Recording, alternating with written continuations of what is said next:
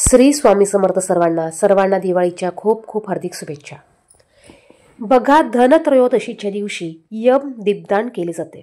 आता हे दीपदान का केले जाते? घरात कोणालाही अपमृत्यू येऊ नये यासाठी हे दीपदान आपण सर्वांनी करणं गरजेचं आहे। आजच्या व्हिडिओमध्ये आपण धनत्रयोदशीच्या दिवशी यम दीपदान कसे करायचे, कुठे करायचे, कोणत्या वेळेत करायचे, मंत्र कोणता म्हणायचा, त्याचप्रमाणे या दिवशी 13 दिवे प्रज्वलित केले जातात। हे दिवे कुठे कुठे लावायचे याविषयीची संपूर्ण माहिती अगदी थोडक्यात पाहणार आहोत, तेव्हा व्हिडिओ कुठेही स्किप नका करू, संपूर्ण बघा। 2025 मध्ये धनत्रयोदशी 18 तारखेला आलेली आहे। 18 ऑक्टोबर शनिवार या दिवशी धनत्रयोदशी आली आहे। धनत्रयोदशीच्या दिवशी आपल्याला माता लक्ष्मी, गणपती बाप्पा आणि धन्वंतरी देवता यांची पूजा करायची असते। त्याचप्रमाणे धनाची देवता कुबेर देवता यांची देखील या दिवशी पूजा केली जाते। आता ही पूजा कशी करायची याविषयीचा व्हिडिओ आपल्या चॅनेलवर आहे, तो व्हिडिओ तुम्ही पाहू शकतात।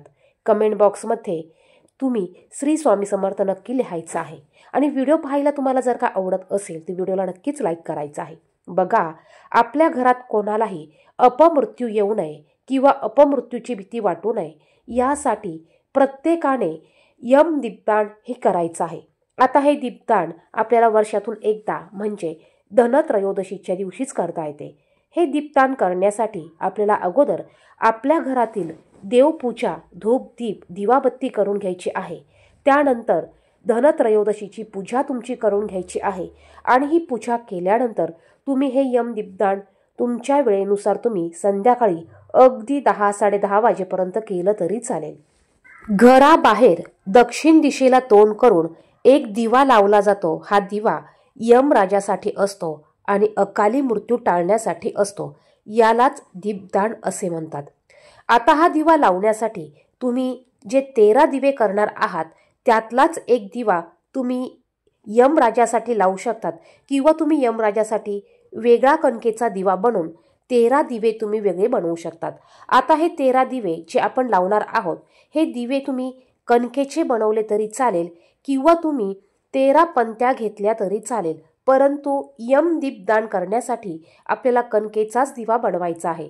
कणकेचा तुम्हाला थोडा मोठ्या आकाराचा दिवा बनवायचा आहे, जेणेकरून हा दिवा रात्री 12 वाजेपर्यंत चालू राहील। आता दिवा बनवण्यासाठी तुम्हाला कणिक घ्यायचा आहे, यामध्ये मीठ अजिबात घालायचं नाही, चिमूटभर हळद घालायची आणि याचा मोठा पंतीच्या आकाराचा दिवा बनवायचा आहे।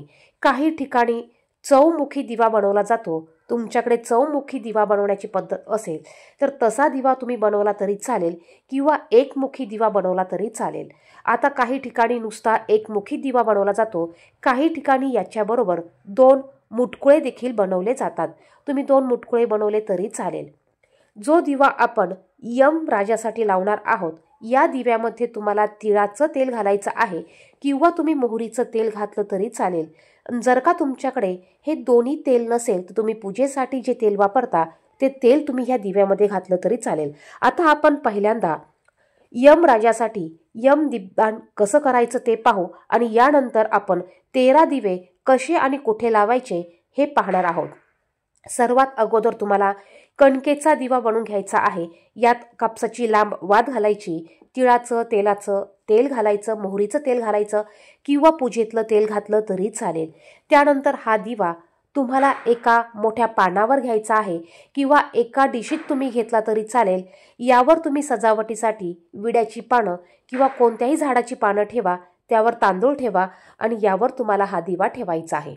यामध्ये तेल घाला आणि हा दिवा तुम्हाला तुमच्या घराच्या बाहेर, दरवाजाच्या बाहेर दक्षिण दिशेला याचं मुख करून हा दिवा ठेवायचा आहे।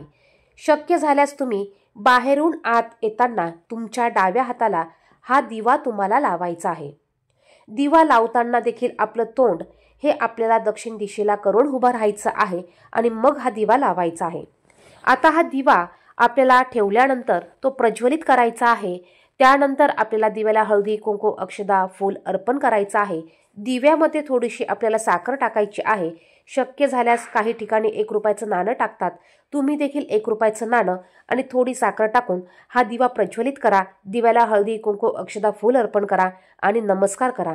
घरात जर का बाकीचे व्यक्ती असतील तर सर्वांना ह्या दिव्याला नमस्कार करायला लावायचा आहे आणि तुम्हाला यमराजाला प्रार्थना करायची आहे, हे देवता, मी तुमच्यासाठी हा दिवा प्रज्वलित केलेला आहे, तुमच्यासाठी दिवा लावत आहे। आमच्या घरात कधीही कोणालाही अपमृत्यू येऊ देऊ नको, अशी प्रार्थना तुम्हाला करायची आहे। बघा, हा दिवा आपल्याला धनत्रयोदशीच्याच दिवशी लावता येतो, त्यामुळे आवर्जून आपण सर्वांनी हा दिवा आपल्या मुख्य दरवाजाच्या बाहेर आपल्याला लावायचा आहे। यानंतर या दिवशी 13 दिवे देखील लावले जातात। मग तुम्ही 13 दिवे करून यातील एक दिवा थोडा मोठा करून तो तुम्ही यमराजासाठी लावू शकतात किंवा तुम्ही वेगळे 13 दिवे केले तरी चालेल। आता हा दिवा लावल्यानंतर आपल्याला यमराजाचा हा मंत्र म्हणायचा आहे। बघा, वर स्क्रीनवर दिलेला मंत्र तुम्हाला म्हणायचा आहे। त्यानंतर तुम्हाला 13 दिवे प्रज्वलित करायचे आहे। तुम्ही एक मोठं ताट घ्या, यामध्ये कणकेचे किंवा पंती तुम्ही घ्या, 13 पंत्या घ्या किंवा 13 कणकेचे दिवे बनवा। यामध्ये देखील तुम्ही तिळाचं किंवा मोहरीचं तेल टाकलं तरी चालेल किंवा पूजेचं तेल टाका, लांब वात घ्या आणि हे 13 दिवे तुम्हाला तुमच्या देवघरासमोर ठेवायचे आहेत। त्यानंतर तुम्हाला हे दिवे प्रज्वलित करायचे आहे। त्यानंतर सर्व दिव्यांना तुम्हाला हळदी कुंकू अक्षदा फूल अर्पण करून घ्यायचं आहे आणि यानंतर हे 13 दिवे तुम्हाला प्रत्येक एक ठिकाणी ठेवायचे आहेत। धनत्रयोदशीच्या दिवशी हे 13 दिवे लावण्याची विधी केल्याने घरात समृद्धी आरोग्य येते असे मानले जाते। व्हिडिओ थोडा मोठा होईल, परंतु व्हिडिओ शेवटपर्यंत पहा। धनत्रयोदशीच्या दिवशी 13 हा अंक अत्यंत शुभ मानला जातो। असे मानले जाते की ह्या दिवशी केलेले शुभ कार्य 13 पट अधिक शुभ फळ देते।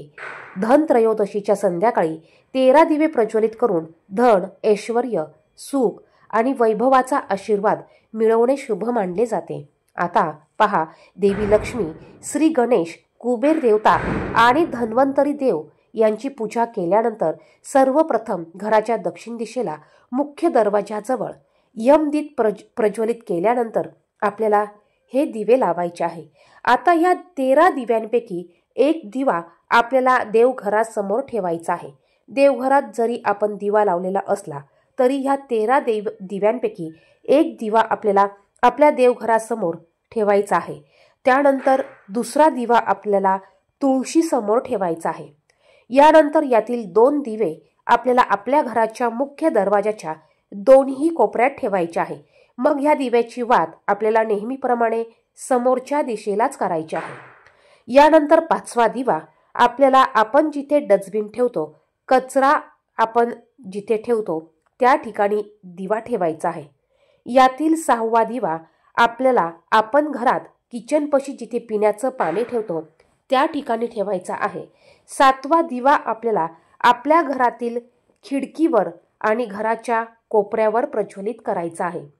यामुळे घरात नकारात्मकता येत नाही, घरातील नकारात्मकता दूर होते। तुळशीच्या झाडासमोर दिवा लावल्यामुळे घरात सकारात्मकता वाढते।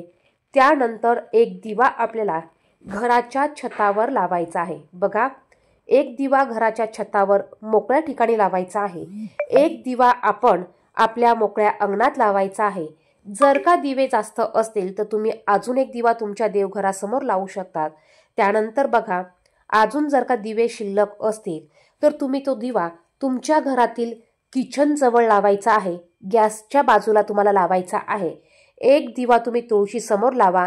त्यानंतर जर का तुमच्याकडे बाल्कनी असेल, गॅलरी असेल तर त्या ठिकाणी तुम्हाला बाकीचे दिवे हे लावायचे आहे। आता जर का हे दिवे तुम्ही कणकेचे बनवले असतील तर दुसऱ्या दिवशी आपल्याला हे सर्व दिवे उचलून घ्यायचे आहे आणि एखाद्या मोठ्या मोकळ्या जागी झाडाखाली हे दिवे ठेवायचे आहे, जेणेकरून हे दिवे हे कणिक किड्या मुंगे खातील आणि यामुळे आपल्याला पितृदोष देखील लागणार नाही, आपले पितर देखील यामुळे तृप्त होतील। व्हिडिओ आवडला तर व्हिडिओला नक्कीच लाईक आणि शेअर करा। धन्यवाद।